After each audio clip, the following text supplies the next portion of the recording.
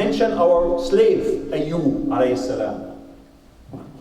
سبحان الذي أسرى بعبده ليلا من المسجد الحرام إلى المسجد الأقصى الذي باركنا حوله. Praise be to Allah who took his slave, that's Muhammad sallallahu alayhi wa sallam, in the night journey from Mecca to Palestine and from there to the heavens. So when you are the slave of Allah, that is an honor, that I am Abdullah. It's an honor given to us from Allah subhanahu wa ta'ala, that He has chosen us to be His slaves, to be His servants, to be the believers in Allah subhanahu wa ta'ala. So it's a great honor that you are Abdullah. And when you think who Allah is subhanahu wa ta'ala, that you are His slave, that you are His servant. When you think of a Lord, when you think of Allah, He is not like any other lords. لَيْسَ كَمِثْلِهِ شَيْءٍ. Nothing will be similar to Allah subhanahu wa ta'ala.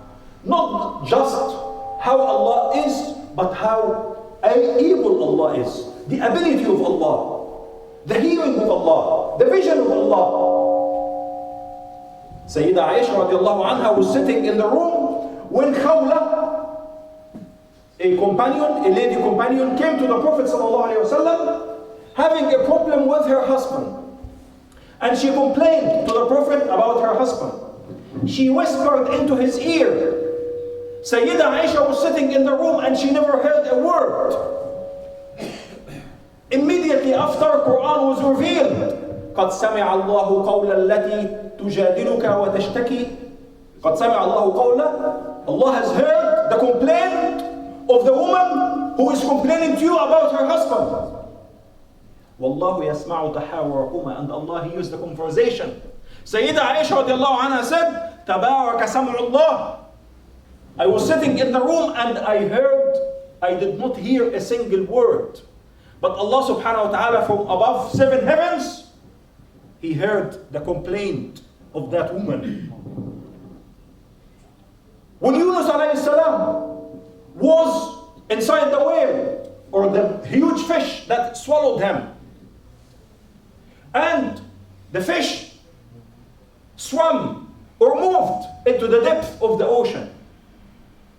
And from there, Yunus alayhi salam made a supplication to Allah subhanahu wa ta'ala.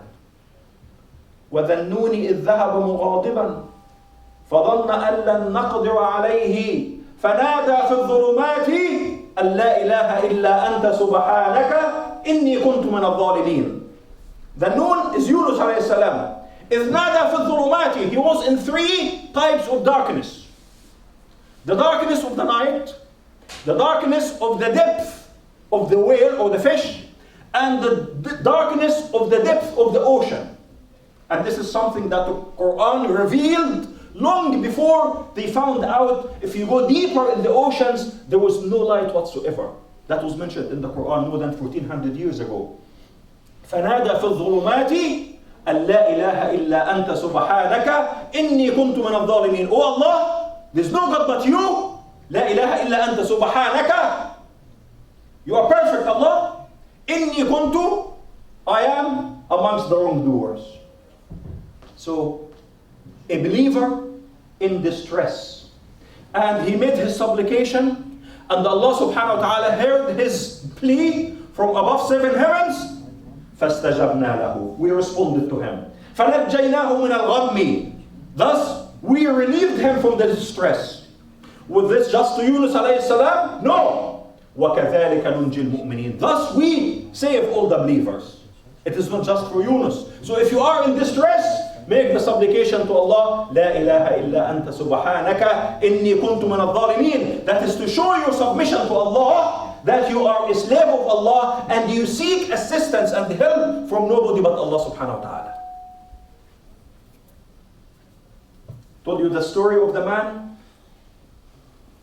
like minicab service, and he was moving people from one place to another, and then a man came and he took him, take me to this place, and he took him to a valley where there is nobody there and just some bones and dead people, and he realized that the man is going to kill him. He said, well, take the mule and take my money. He said, yes, I will take the mule, I will take your money, but I will also kill you. Let me pray. So he said, quickly.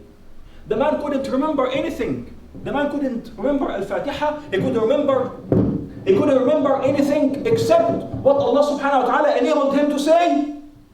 أَمَّنْ يُجِيبُ الْمُضْطَرَّ إِذَا دَعَاهُ وَيَكْشِفُ السُّوءَ. Who but Allah, who relieves the distress of those who are in distress and clear the hardship. This is what the man was able to say. He forgot Al-Fatiha. As soon as he read this ayah, someone appeared in the horizon with a long spear and he threw it straight into the man's heart and he dropped dead.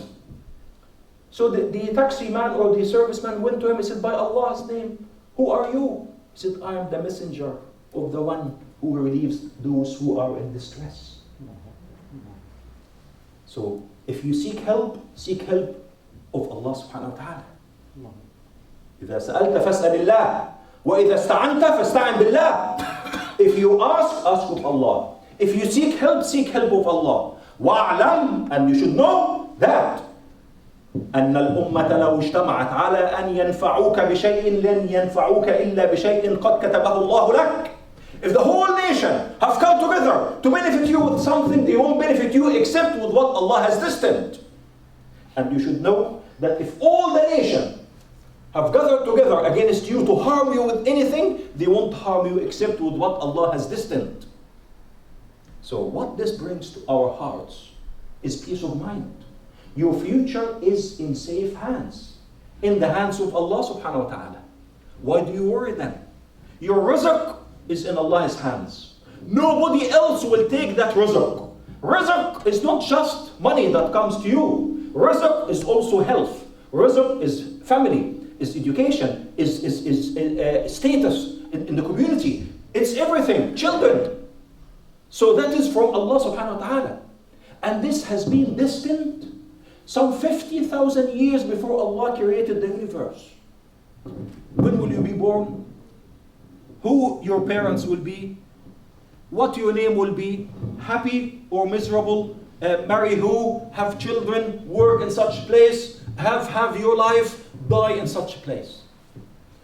So everything about you and me and every one of this, and this just to show you how capable Allah subhanahu wa ta'ala is. When you think of a Lord, when you think of a God, that's the God that you should worship. When you say, Ana Abdullah, I'm a servant, I'm a slave of Allah, you think who Allah is. When Allah has knowledge of everything in this universe, Allah hears, Allah sees. But Allah hears in a way we do not know. From above 7 heavens and from above His throne. So imagine the distance between each and every heaven and the one above. And then above this is Allah's throne subhanahu wa ta'ala. And above this Allah sits on the throne. Ar-Rahman wa al-Awsh istawa. Allah, the merciful, sat on the throne. So from high above, that nobody had ever reached, Allah hears and sees everything in this universe. He knows everything. If 2 people whisper to each other, Allah will hear and He will know exactly. Not just whispering, Allah knows what's inside your heart. Before you admit it, before you confess, and come to someone and say, well, actually, I intend to do this. And the story is clear. When 2 people from Mecca, Umayr bin Uhayb, he sat with the son of Safwan. Safwan, the son of one of the 2 companions. One of them died in the battle of Uhud. And his son was there. So Umayr and Safwan sat together in Al-Kaaba, near Al-Kaaba. And they whispered, nobody was there. And they said to each other, Wahayb said, my son is captured with Muhammad in Medina, sallallahu alayhi wa sallam. And if I have money, I am in debt. I cannot leave my family behind and go there. I intend to go and kill Muhammad. So Safwan, when he heard this, he said, well, I will look after your family. I will give you money. You go and you do the job. Nobody else heard this conversation. So I would keep it between you and me. So Wahib bin Umayr traveled all the way to Medina. And he had the sword with him. When he went there, Umar radiallahu anhu saw him and he said, this man has got some bad intentions. This man is dangerous. So he got hold of him, brought him in front of the Prophet sallallahu alaihi wasallam. And the Prophet asked him, Wahib, why did you come here to Al-Madinah? I came to free my son. Your son is captured by you. So why do you carry the swords, Wahib? He said, oh, what did swords bring to us, Prophet of Allah? We lost our families, we lost our children and relatives. So the Prophet said to him, say the truth, Wahib. This is the truth, Prophet of Allah. The Prophet ﷺ said to him, you and Safwan sat by Al-Kaaba and you told him that you intend to come to Al-Madinah to harm me, but you are in debt and you owe someone money, and Safwan said, I will give you the money, I will look after your family, and you go and you do the task and you kill Muhammad sallallahu alayhi wa sallam. When Wahib heard this, he said, Ashhadu an la ilaha illallah, and you are the messenger of Allah. Nobody heard this except the two of them.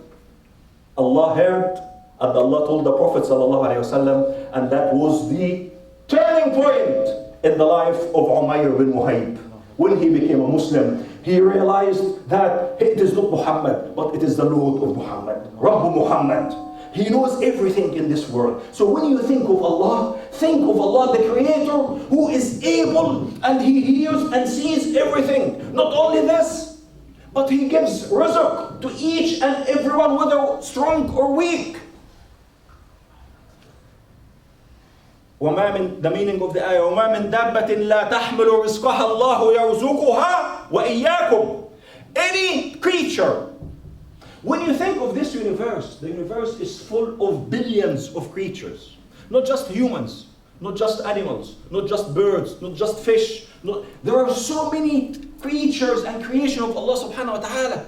When you watch the programs about nature, and very, very fascinating. إِلَّا أُمَمٌ أَمْثَالُكُمْ مَا فَرَطْنَا فِي الْكِتَابِ مِنْ شَيْءٍ. Everything that you see, they are nations like you. Father, mother, children, offspring, and they have their colonies and they have their everything.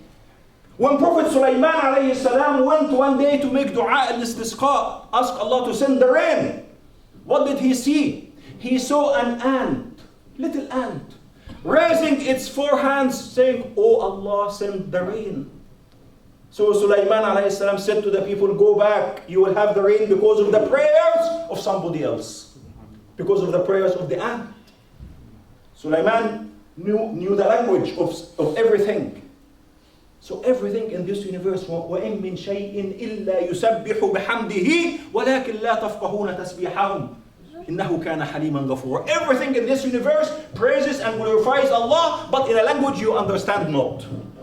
So, the insects glorify and praise Allah. The animals, the birds, the fish, the thunder, the lightning, وَيُسَبِّحُ الرَّعْدُ بِحَمْدِهِ وَالْمَلَائِكَةُ مِنْ خِيفَتِهِ. And the thunder praises Allah subhanahu wa ta'ala out of the fear. Imagine the thunder that frightens every one of us when you hear it.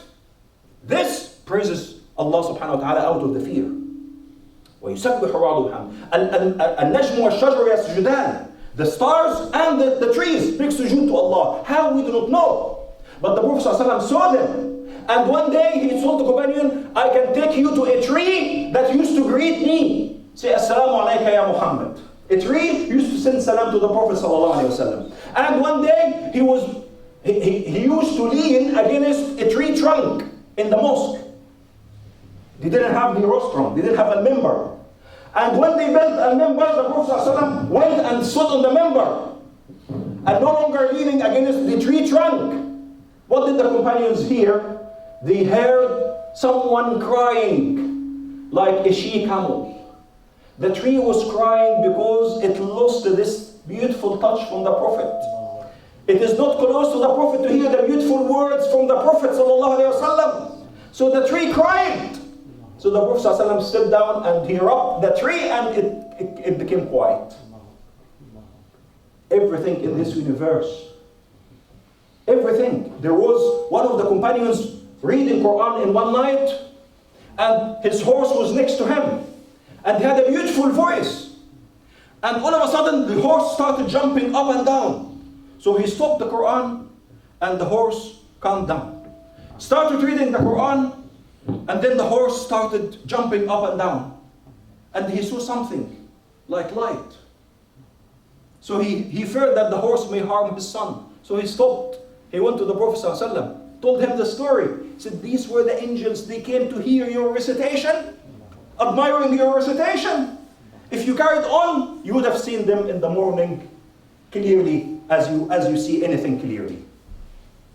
So, this universe is run and governed by Allah subhanahu wa ta'ala.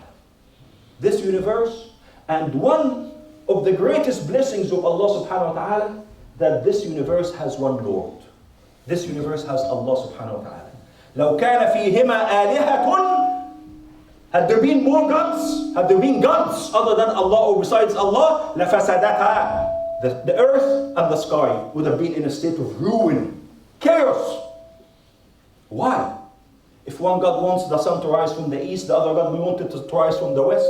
If one God wants to send the rain at this time, the other God would say no, and the third God and the fourth God. So praise be to Allah that this universe is governed by one Lord who is Allah. And you are His servant. And that is why when you rely on Allah, Tevekkul ala Allah, you rely on Allah. That is what it is. وَمَنْ يَتَوَكَّلْ عَلَى اللَّهِ فَهُوَ حَسْبُهُ. And whoever relies on Allah, whoever puts his trust in Allah, فَهُوَ حَسْبُهُ. Allah will suffice him. So imagine Allah will suffice you, will be the guardian, will be the carer, will be the custodian. You need not to worry. Because as I said, your future is in safe hands, in the hands of Allah subhanahu wa ta'ala. فَاعْفُ عَنْهُمْ وَاسْتَغْفِرْ لَهُمْ وَشَاوِرْهُمْ فِي الْأَمْرِ فَإِذَا عَزَمْتَ فَتَوَكَّلْ عَلَى اللَّهِ إِنَّ اللَّهَ يُحِبُّ الْمُتَوَكِّلِينَ. Address to the Prophet ﷺ, فَاعْفُ عَنْهُمْ, forgive them. وَاسْتَغْفِرْ لَهُمْ, make istighfar for them. وَشَاوِرْهُمْ, and consult with them. And when you make a plan, rely on Allah and go ahead with the plan. إِنَّ اللَّهَ يُحِبُّ الْمُتَوَكِّلِينَ. In Surah Al-Anfal, إِنَّمَا الْمُؤْمِنُونَ الَّذِينَ إِذَا ذُكِرَ اللَّهُ وَجِلَتْ قُلُوبُهُمْ وَإِذَا تُلِيَتْ عَلَيْهِمْ آيَاتُهُ زَادَتْهُمْ إِيمَانًا وَعَلَى رَبِّهِمْ يَتَوَكَّلُونَ الَّذِينَ يُقِيمُونَ الصَّلَاةَ وَيُؤْتُونَ الزَّكَاةَ وَمِمَّا رَزَقْنَاهُمْ يُنْفِقُونَ أُولَئِكَ هُمُ الْمُؤْمِنُونَ حَقًّا. In Surah Al-Anfal, Allah describes the believers. إِنَّمَا الْمُؤْمِنُونَ, the believers are الَّذِينَ يُقِيمُونَ الصَّلَاةَ, they perform the prayers and give zakat, and they give for charity from what we give them. وَعَلَى رَبِّهِمْ يَتَوَكَّلُونَ, and they rely upon Allah. They put their trust in Allah. وَتَوَكَّلْ عَلَى الْعَزِيزِ الرَّحِيمِ الَّذِي يَرَاكَ حِينَ تَقُومُ وَتَقَلُّبُكَ فِي السَّاجِدِينَ. Rely on Allah, trust in Allah. Al-Aziz Ar-Rahim. الَّذِي يَرَاكَ حِينَ تَقُومُ, who sees you when you stand, when you make prayers. وَتَقَلُّبُكَ فِي السَّاجِدِينَ, and when you make sujood. There are so many ayahs in the Quran to tell us about tawakkul. Tawakkul ala Allah is relying on Allah in everything in your life. Relying upon Allah. You put your trust in Allah. One scholar said, when you rely upon Allah, or rely on Allah subhanahu wa ta'ala, you will be like a newborn baby. A newborn baby knows nothing in this universe except latching to the mother's breast. The mother's breast is everything for this baby. Because it's the source of food, it's the source of comfort, it's the source of everything for this baby. And when you rely upon Allah, you will be like this baby. You know none but Allah. You know no support but Allah. You know no help will come to you but from Allah. So you will be like this baby. You, in relation to Allah, you are like the newborn baby who relies on his mother. You rely on Allah subhanahu wa ta'ala in everything. It doesn't mean that you rely upon Allah, so you leave everything behind. No. You take all the steps. You take all what will lead you to prosper in this life and the hereafter. We'll come to this later. But the Prophet ﷺ said, لو أنكم تتوكلون على الله حق توكله, if you rely on Allah, the real trust and the real reliance of Allah, Allah will give you rizq as He gives the birds. They leave their nests in the morning empty, with empty stomachs, and they come back end of the day with stomach full.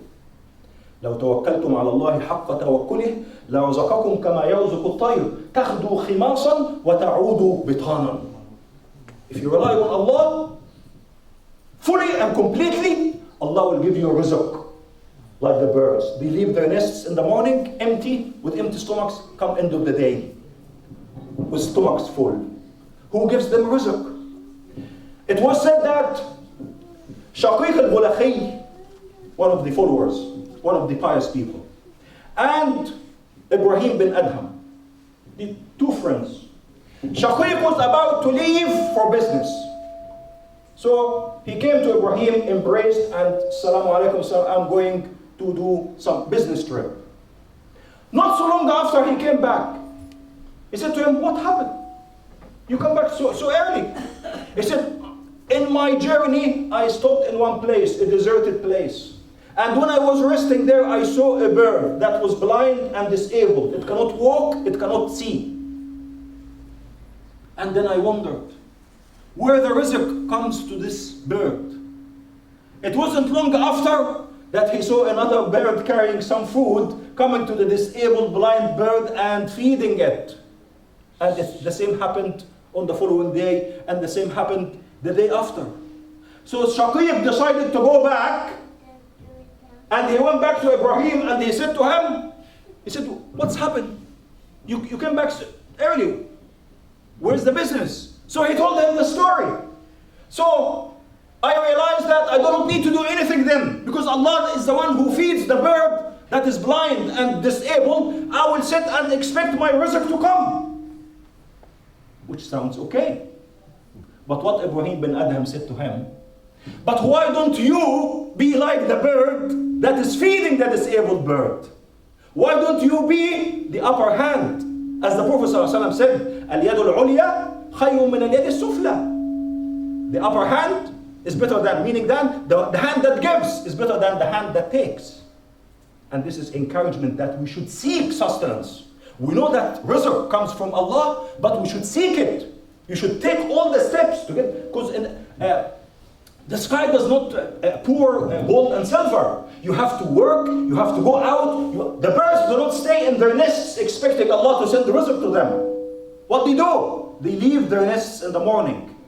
So this is work, going to work. The birds go to work to earn their living, to get some food.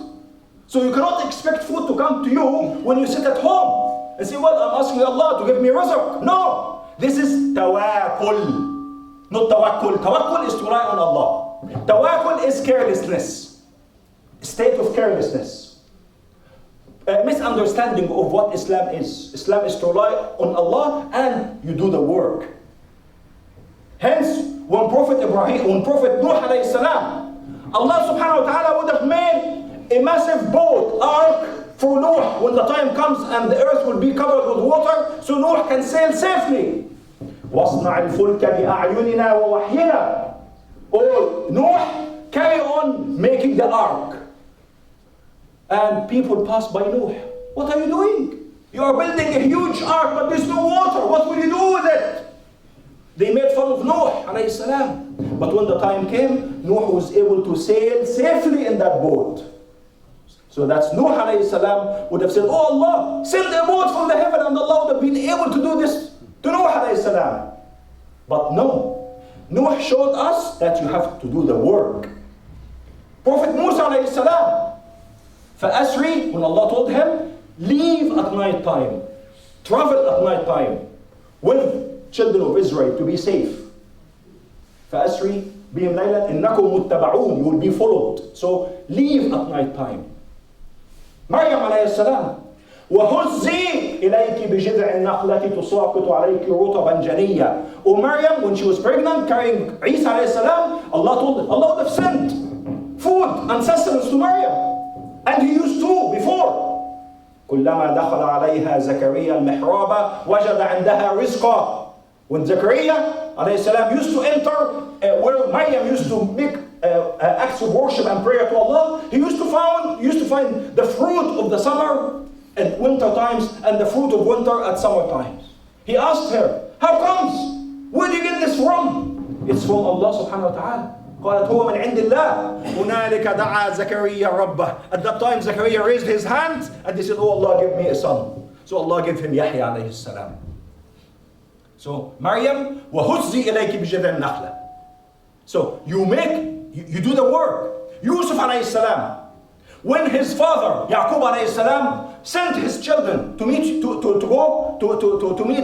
Yusuf, يا بني لا تدخلوا من باب واحد. Do not enter from one door, fearing the eye. Yes? So, but enter from different doors, because his children looked very, very handsome and so he feared. But he said, this does not stop Allah's destiny coming to you. But we should take steps. Yusuf alayhi salam, what he did, he gave a 15-year plan to save Egypt from drought and famine. Hence, the king chose him to be the minister of exchequer and finance, and he saved Egypt from inevitable famine by his planning. Yusuf alayhi salam would have raised his hand to the sky, oh Allah, give us rizq, Allah. No! Yusuf showed that this is the plan to save Egypt from a famine, from drought, is to cultivate for 7 years. And then when you harvest, save some. And when the time comes, you will have what you have saved, except what you have consumed. So he gave them a 15-year plan to save Egypt, and Egypt was saved. He would have raised his hands to the sky, oh Allah, give us rizq. And Allah would have answered his prayers, but this is to show us, when you make salah, even istikhara. When you make istikhara, do you know dua al-istikhara? Consultation with Allah. If you are going to do anything, you make dua istikhara. What is dua istikhara? It's a consultation with Allah. After any 2 rak'ahs, sunnah, you make these prayers. If you are going to marry, if you are going to travel, if you are going to start new business, if you are going to study, if you are going to do anything whatsoever, you make this dua al-istikhara. And you pray to Allah, اللهم إن كنت تعلم أن هذا الأمر اللهم إني أسألك بعلمك. Oh Allah, I ask you, it's along the hadith, the short, the long of it is that you ask Allah because Allah knows what you do not know. And you seek Allah's help in guiding you to do the right thing. There are 2 girls, you don't know which one to marry. Make salat istikhara, consult with Allah. And then Allah will guide you to the right one. That will, with her, you will prosper in this life and the hereafter. Hence, you rely upon Allah's decision and Allah's choice. Because the end of the dua, وَقْدُرْ لِيَ الْخَيْرُ حَيْثُ كَانْ ثُمَّ رَدِّنِي بِهِ. End of the dua, you say, oh Allah, decide what's good for me and make me pleased with it. Make me accept it. It's very important that you actually accept Allah's destiny, not just Allah directs you and there are 2 jobs. One with this sum of money and the other with a little bit more money. But Allah has chosen the lesser pay for you because it is good for you. And when you make the dua and Allah guides you to that particular job, you should be pleased because this is Allah's choice, Allah's decision for you. So you need not to worry. You may get a job with a better pay, but it may not last long. But Allah has chosen, had made a decision for you to take the lesser paid job for reasons Allah knows. So that's why when you about to do anything whatsoever, make this dua, Salatul Istikhara, 2 rak'ahs, and then you make the supplication, and then you name that matter. Oh Allah, if you know that this matter, marrying this woman, or taking this business, or traveling tomorrow, or going to this place, you are constantly in consultation with Allah subhanahu wa ta'ala. You are constantly doing what Allah chooses for you other than what you choose for yourself. Very important. When you leave your home in the morning, what do you say? Bismillah. Anytime you leave your house, Bismillah. Alaykum as-salam wa rahmatullah. Bismillah. Tawakkaltu ala Allah. Wa la hawla wa la quwwata illa billahi al-ali al-azim. When you say this supplication in the morning, Bismillah. Tawakkaltu ala Allah. Wa la hawla wa la quwwata illa billahi al-ali al-azim. When you say this, you will be told, Wuqita wa hudita wa kufita. You have been guided, you have been protected, and you have been looked after. And one Satan will say to the other, what can we do to this person who has been guided, protected, and made to do what is good for him? So the shaitan leaves you. So before you leave your home in the morning, Bismillah, or any time when you leave your house, Bismillah, tawakkaltu ala Allah, wa la hawla wa la quwwata illa billah. Okay?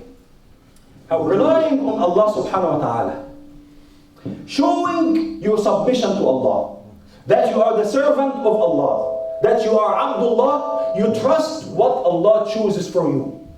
And you accept what Allah chooses for you because you know that He knows what is best for you. Second, you should always think good of Allah. Husnul dhanni billah. You should always think good of Allah. And whatever comes to you is good. Whether it's calamity or it's rewards. Ayyub alayhi salam, for 17 years or 16 years, he was extremely ill. But he did not attribute anything to Allah subhanahu wa ta'ala. And this is a polite way of addressing your needs. When you say, oh Allah, you made me ill. No, you don't say this. Say what Ayyub alayhi salam said, قَالَ رَبِّ إِنِّي مَسَّنِيَ الشَّيْطَانُ بِنُصْبٍ وَعَذَابٍ. Satan has inflicted harm on me. And in the other ayah, قَالَ رَبِّ إِنِّي مَسَّنِيَ الضُّرُّ وَأَنْتَ أَرْحَمُ الرَّاحِمِينَ. Oh Allah, harm has been inflicted on me and you are the most merciful. In these two dua, that's all what is mentioned about Prophet Ayyub alayhi salam. He didn't say, oh Allah, I am your prophet, cure me. No, because Allah knows that he is ill. That's why Prophet Ibrahim alayhi salam, what did he say? الَّذِي هُوَ يُطْعِمُنِي وَيَسْقِينِ وَإِذَا مَرِضْتُ فَهُوَ يَشْفِينِ. And Allah gives me food and drink. And when I become ill, Allah cures me. Not when Allah makes me ill. No. Because Allah has created the illness and also the cure. That's why we should seek cure or seek medicine, seek medication, seek treatment. This is from relying on Allah. You don't say, well, I will accept this and wait until I die. No.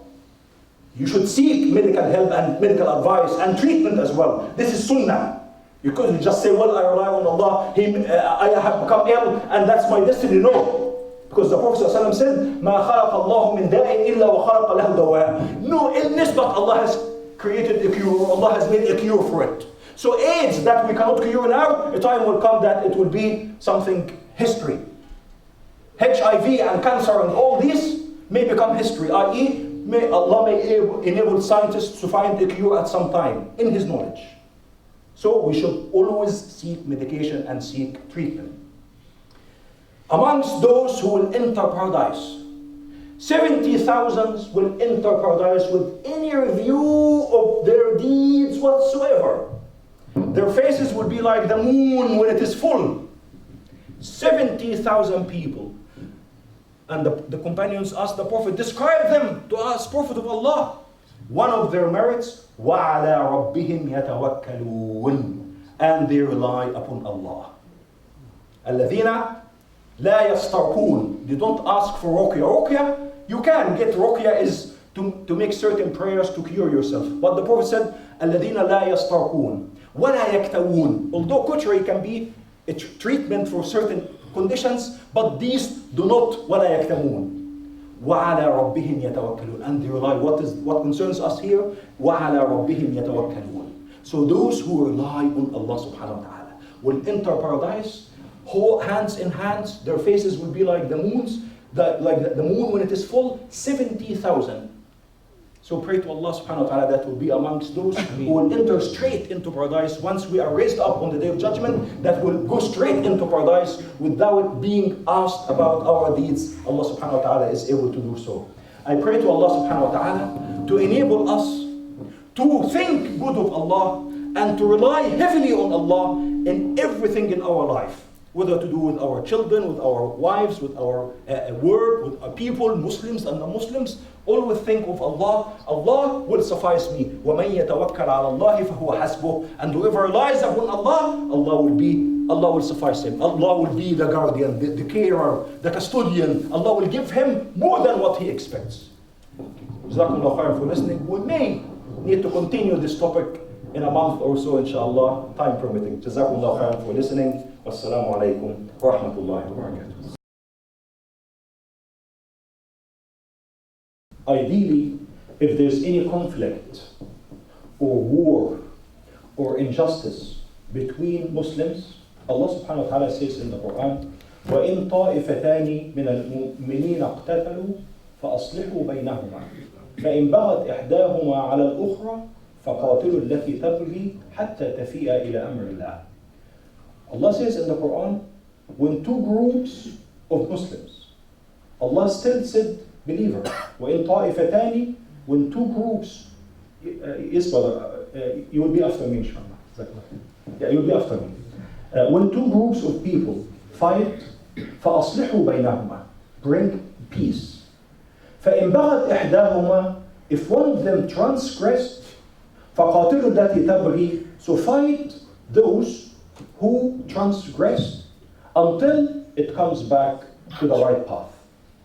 Unfortunately, history has shown us, whether it's recent or past, is that there isn't that Muslim force that can be mobilized at times like this. Take the Iraq, for instance. When Iraq invaded Kuwait, that should have been resolved with a force formed by the Muslims, sit together or even intervene.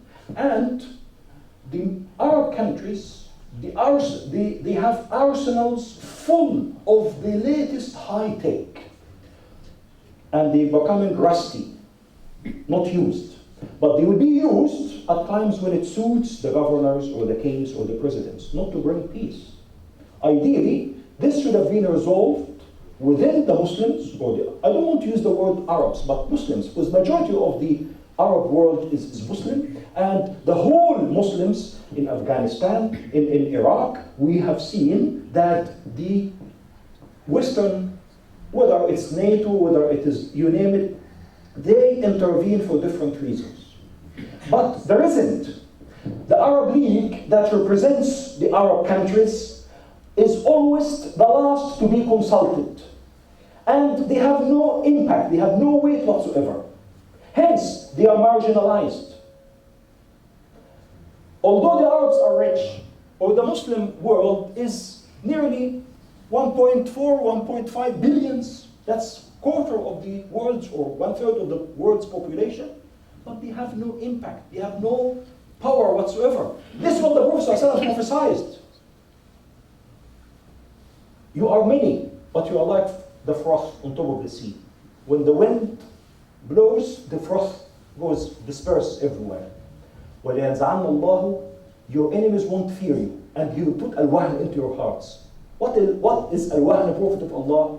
Loving this world and hating death. That's what it is.